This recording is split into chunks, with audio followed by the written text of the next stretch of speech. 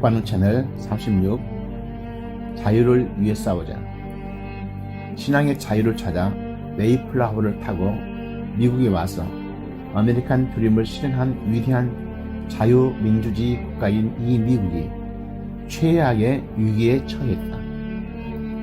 이번 11월 3일 대선은 미국 심장부 빌딩을 폭파한 9.11 테러를 훨씬 초과하는 자유민주주의에 대한 가혹할 테러이다. 이번 11월 3일 미국 대선은 한 나라의 대통령이 누가 되느냐 하는 문제가 아니다.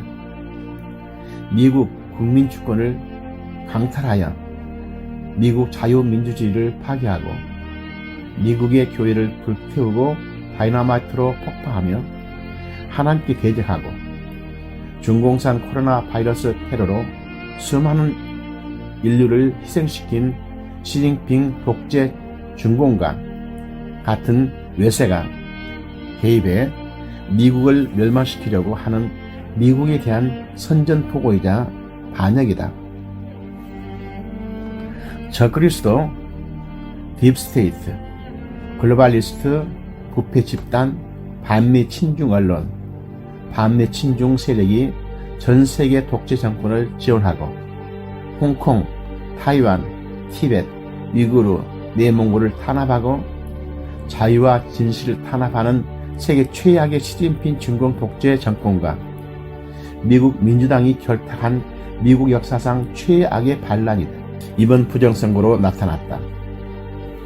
11월 3일 부정선거에 굴복한다면 조지 워싱턴 대통령의 위대한 독립투쟁, 노예 해방을 위한 아브라함 링컨 대통령의 남북전쟁, 공산주의와의 대결에서 레건 대통령의 승리에 빛나는 아메리칸 드림인 미국은 멸망하고 중공과 베네수엘라 같은 끔찍한 사회주의 독재 국가가 되어 멸망하고 말 것이다.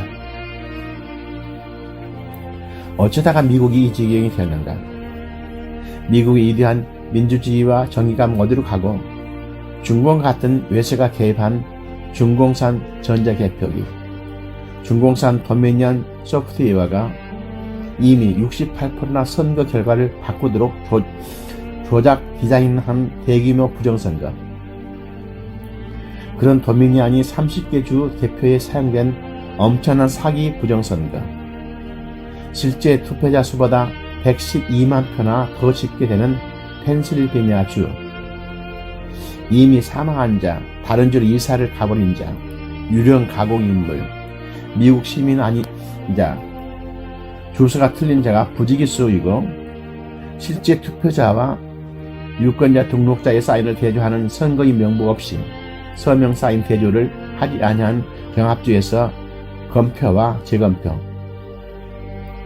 바리게이트를 쳐 공화당 참관인 없이 개표하고 개표가 끝났다고 속이고 귀가시킨 다음 테이블 밑에 몰래 투표지가 잔뜩 들어있는 가방을 꺼내 바이든 몰표 개표,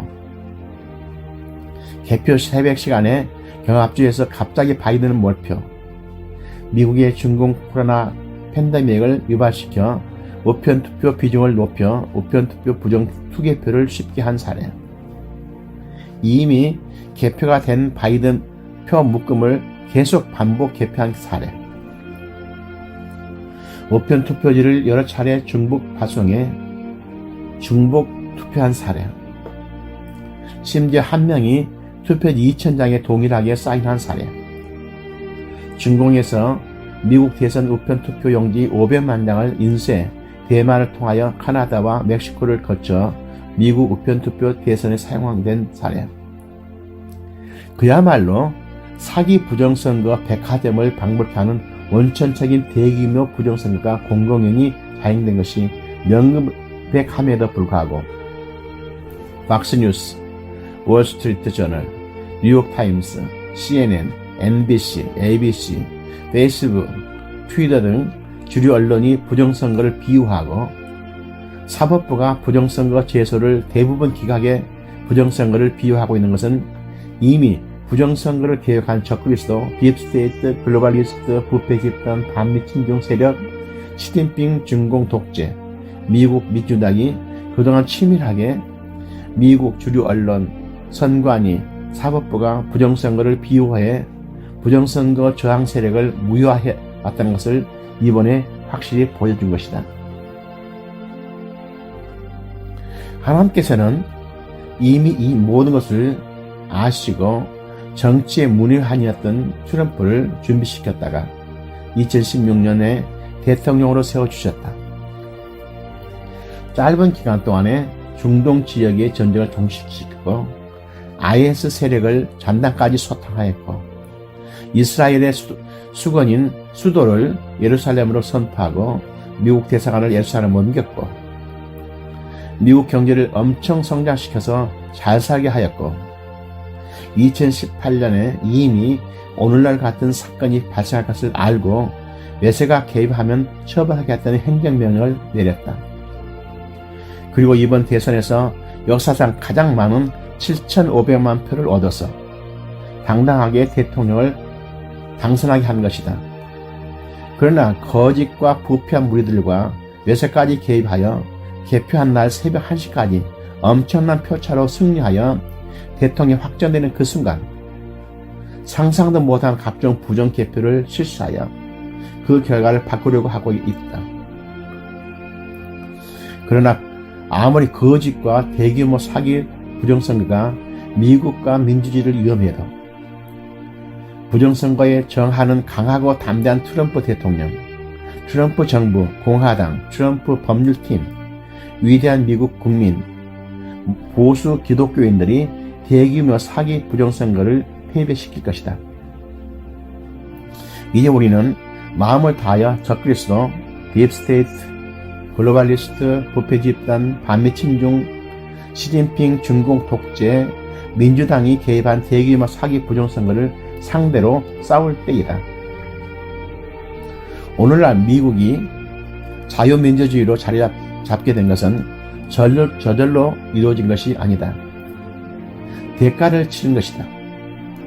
1861년 노예제도를 지지하던 남부주들이 모여 남부연합을 형성하며 미합중국으로부터의 분리를 선언한 뒤 남과 북이 1865년까지 4년 동안 전쟁을 치루었다.